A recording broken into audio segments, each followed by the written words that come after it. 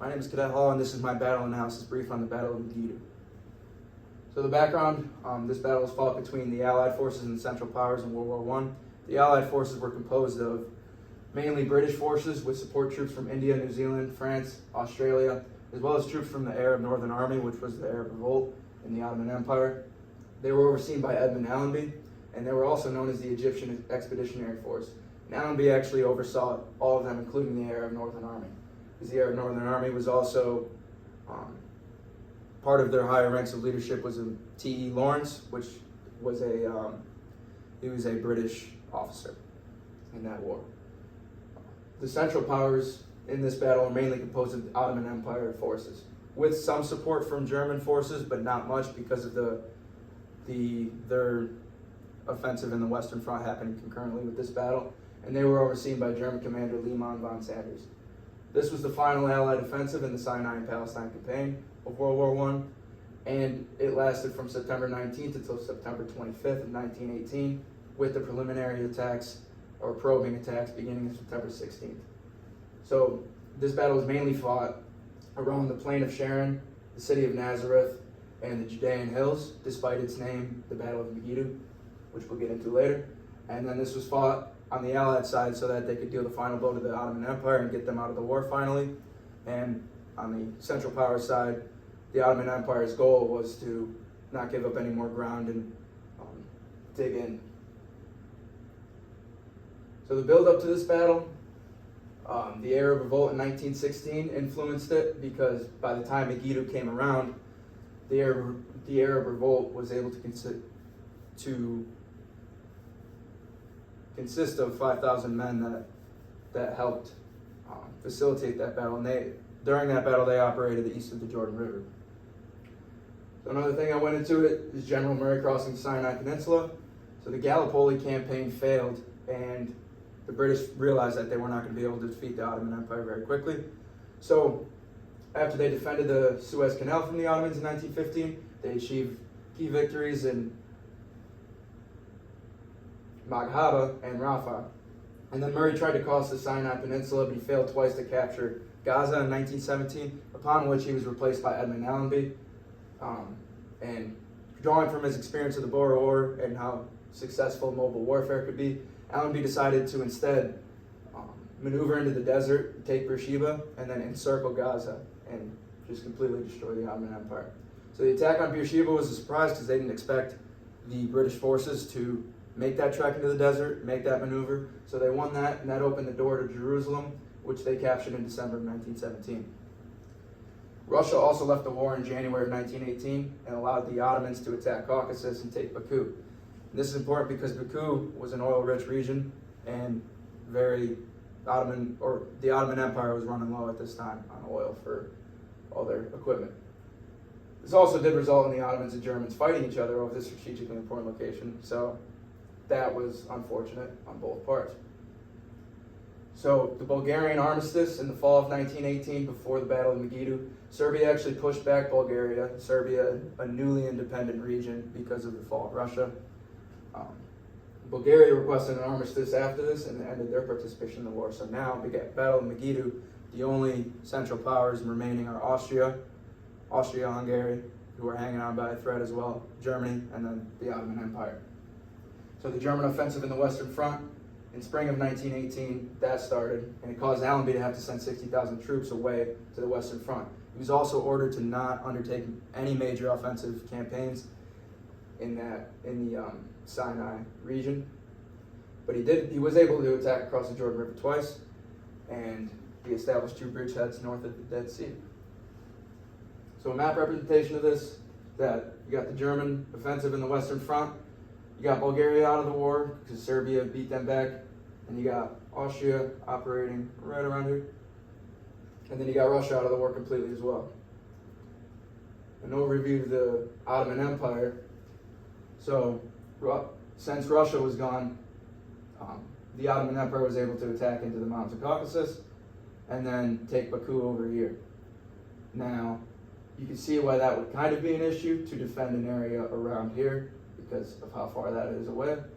And then he also got in the buildup that General Murray was able to defend the Suez Canal here cross into the Sinai Peninsula, but he did fail to capture Gaza right around there. That's when Allenby took over, and he encircled them, captured Beersheba, and then was able to capture Jerusalem, establish a stronghold there. And then for the entirety of the summer, 1918, Allenby basically had to stay put, train his new troops that he got, which were mainly from India or Northern Africa, get them up to speed, and then conduct probing attacks on the region of Megiddo to not allow the Ottoman forces to dig in as much as they would have liked, and then make his final plans for what they were going to do here. So the opposing forces comparison here, first start with the Central Powers. They had a total of 34,000 troops to defend the line from the coast out to the Hejaz Railway, and they also had 400 total artillery guns. However, and how they were spread out across the line was where the issues arose in this battle. They had 8,000 infantry troops and 130 guns postured on the western 15 miles of the front, and 24,000 infantry troops and 270 guns postured on the remaining 45 miles of the front out to the Hejaz Railway. They also had 11,000 troops positioned east of the Jordan Valley, making them practically ineffective during the battle because of how inefficient the lines of communication could be and the terrain. The first line was 3,000 yards deep and protected by barbed wire, the first line on the western side of this front. And then the second line was 3 miles behind that one, and it was less protected and fortified than the first one. On the Allied side, the Egyptian Expeditionary Forces had 57,000 total infantry troops, 12,000 cavalry troops, 540 artillery guns, and they also had overwhelming air superiority from the British Air Force. On the western 15 miles of the front, they had 35,000 infantry troops, 9,000 cavalry troops, and 383 artillery guns on this side of the front. And that's because that's where Allenby wanted to attack from. And then on the remaining 45 miles of the front, they had 22,000 infantry troops, 3,000 cavalry troops, and 157 guns. So the mission on the Allied side was to break through the Ottomans' western defenses near the coast using cavalry and the infantry, while the Northern Arab Army attacked the rail lines in Deraa and Hejaz, ultimately resulting in the Ottoman Empire requesting an armistice or the end of the Ottoman Empire's military capability altogether. On the Central Power side, it was to defend the area around Megiddo by any means necessary and do not give up any more ground to the British forces. That is verbatim the guidance that General Sanders got from his commander. So the initial dispositions here, as you can see, this is kind of how they had it spread out. The Ottoman Empire, rather than concentrating their forces right around here, like Allenby did, Sanders couldn't really figure out where Allenby was going to attack from, so he spread his line kind of evenly throughout to the railway near Deraa. And then the Arab Northern Army postured to the east of Deraa. As you can see, Allenby had most of his forces concentrated in the western region because this was more advantageous for cavalry. So, some strategic, operational, and tactical factors that went into this battle before we get into key points of the battle. Obviously, German offensive in the Western Front, so that meant that most of the troops that were fighting on the Ottoman side were Ottoman troops. Basically no support came from any German troops because of that offensive happening concurrently. Allenby also used a lot of deception and psychological warfare to throw them off, one of which was he moved troops inland by day and snuck them back by truck by night. And he established fake camps to disguise where his forces would attack from. He also sent a series of expeditions into the Jordan Valley in the spring of 1918, which further convinced Sanders that he would attack along the line of Jordan rather than near the coast on the western side. Also, interesting fact here, on September 17th, an Indian sergeant deserted the British side to the Ottomans and told General Sanders where they would attack from. Told General Sanders that Allenby's going to mass his force on the western side and break through his defenses there. And General Sanders didn't believe it. So, don't know why. Maybe it could have been he thought that Allenby would have sent somebody over there on purpose to throw him off even more. But for whatever reason, he didn't believe him. And then also support from the Northern Arab Army. The British enjoyed support of this revolting force. They had expertise of the area, operating there since 1916. They also had experience in conducting hit-and-run attacks on key strategic locations because throughout the entirety of the war, the Arab Northern Army was not going to stand up to the Ottoman Empire one-on-one, so they had to engage in those guerrilla tactics. So they were very experienced on how to do that. They also had the air superiority, tremendous advantage in the air. They were able to monitor Sanders' army's movements and completely prevented their movements from being observed by the opposing side. Also, the coastal attack, the terrain of that, and across the plain of Sharon was well suited for cavalry, which is why Allenby chose it, and it allowed for fast maneuvers once broken through the front lines. So key points of this battle: September 16 through 18 were preliminary attacks started by the Arab force under the command of T. Lawrence. They destroyed the rail lines around Dera.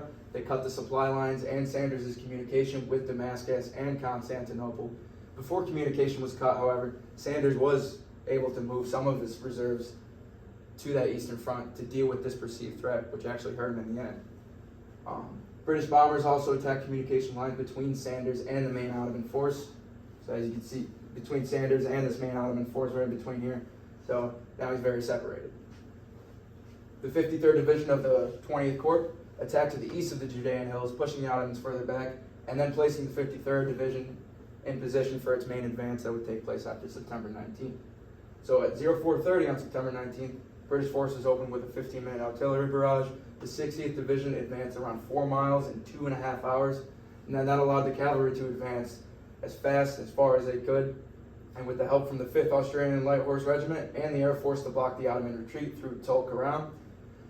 The 21st Corps captured Tulkarem 17 miles in from the initial line just on the first day. The cavalry also reached the plain of Esdraelon by 2:30 on September 20th. And by the end of that second day, the Ottoman 8th Army was destroyed, and the 7th attempted to retreat east of Nablus, but they were stopped by the Air Force. Kind of a map representation of what I just discussed here is that. As you can see, this is generally the big picture of it. This shows it in more detail. So I'll go from this one. So on September 19th, that was the front line where they started from. So they punched through the defenses near the western side, as well as they were punching through the defenses on this side to encircle the 7th Army. And then the 4th Army was busy focusing over here. So once they punched through this line on the western side, the 8th Army was basically decimated, retreated all the way back up to Nazareth, where their commander, excuse me, the commander of that army ordered a northern retreat, trying to get north to the city of Damascus. The 7th Army tried to retreat east out of Nablus, but their retreat was blocked by the Air Force, and they cut them down as they were trying to retreat up this way. So, and then the 4th Army was also encircled by forces moving in this way, and then the Arab forces to their right. So basically, as you can see here, just a complete, they basically just surrounded them before the battle even started. It was basically won before it was even started, I would say, partly by all that deception by Allenby, making Sanders spread the line all the way across. They immediately punched through this line on the western side and just chased them all the way up north.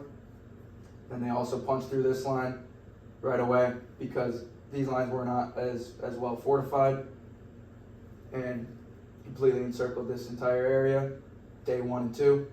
And then the retreat went up north this way to Damascus, which is not on the map, but it's further northeast this way.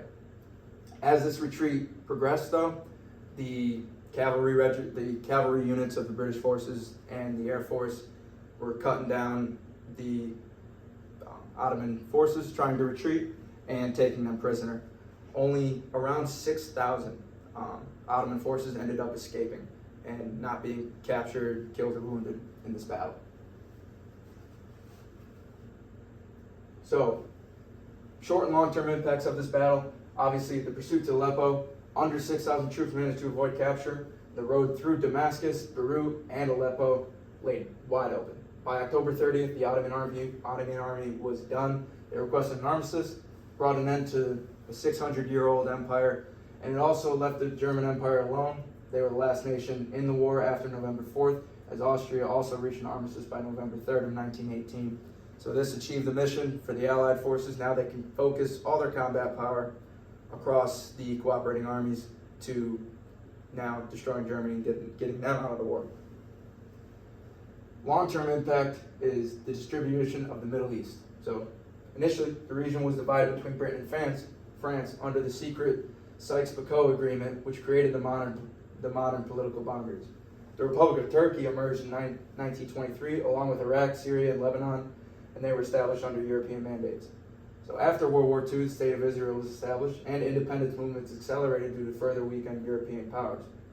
And the Middle East also became a theater of conflict during the Cold War, with the U.S. and the USSR trying to seek to influence the political alignments of the region. And then this is a map representation of the Sykes-Picot Agreement. So this is the blue zone. It was under direct French control, and then the A zone was under French influence rather than control. This was the international zone that was overseen by the League of Nations.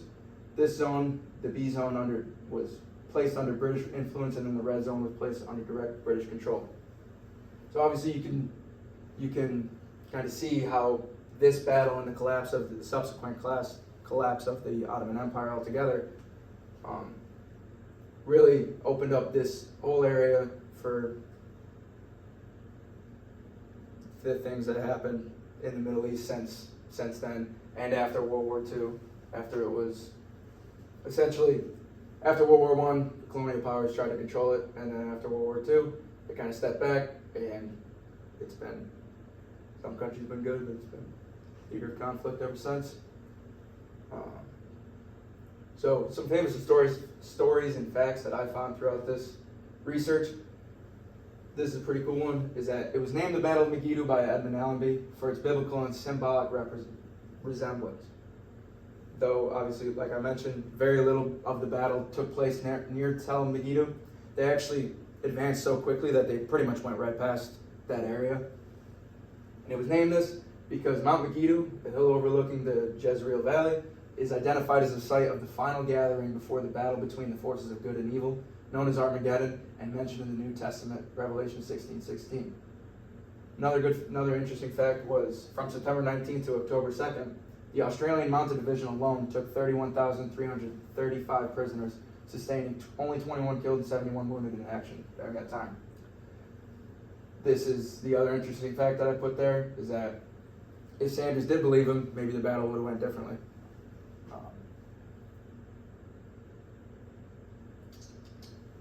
Another interesting fact was that on the retreat, Sanders placed this gentleman, which I'm not going to even try to pronounce that. He placed that Arab general in place of command of Damascus. He was actually the president of the Syrian branch of the Arab Secret Society, and he had met with T.E. Lawrence in 1917. So this completely, effectively dismantled any chance of Damascus being defended, even though the Ottoman force was pretty much decimated at that time, but they had no chance to defend it because the guy who was in place of it, or in charge of it rather, he was a double agent. So that was a pretty interesting fact. Then this is the most interesting one, I think. Mustafa Kemal. He was a former commander in the Ottoman army who ordered the retreat north after the capture of Nazareth. So he was smart. He said, "We're done here." He ordered the retreat north. So he got out of that alive.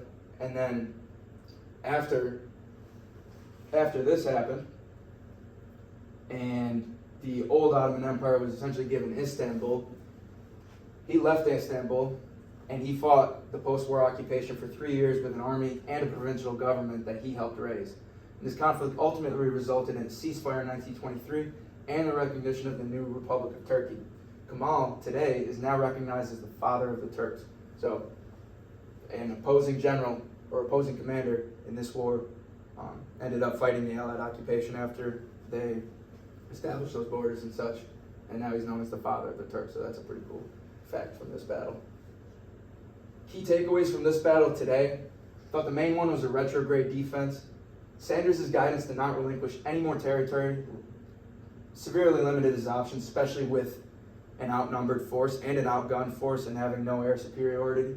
It resulted in him spreading his forces across that line rather than consolidating them in a better defensive position for his force specifically. And the concept of retrograde defense, as well as the enemy's most likely course of action or avenue of approach, is still utilized today in military doctrine for forces to defend an area when they are outnumbered or outgunned. So in my opinion, I think if Sanders was allowed to conduct a retrograde defense or allowed to consider Allenby's most likely course of action or most deadly course of action to his force more, if he was given more freedom of reign, more succession of command in actually how to defend that area rather than don't give up any more ground to them, then maybe he could have been more creative with exactly how to go about defending that area, especially when they know that the British at this point had an entire summer to regroup.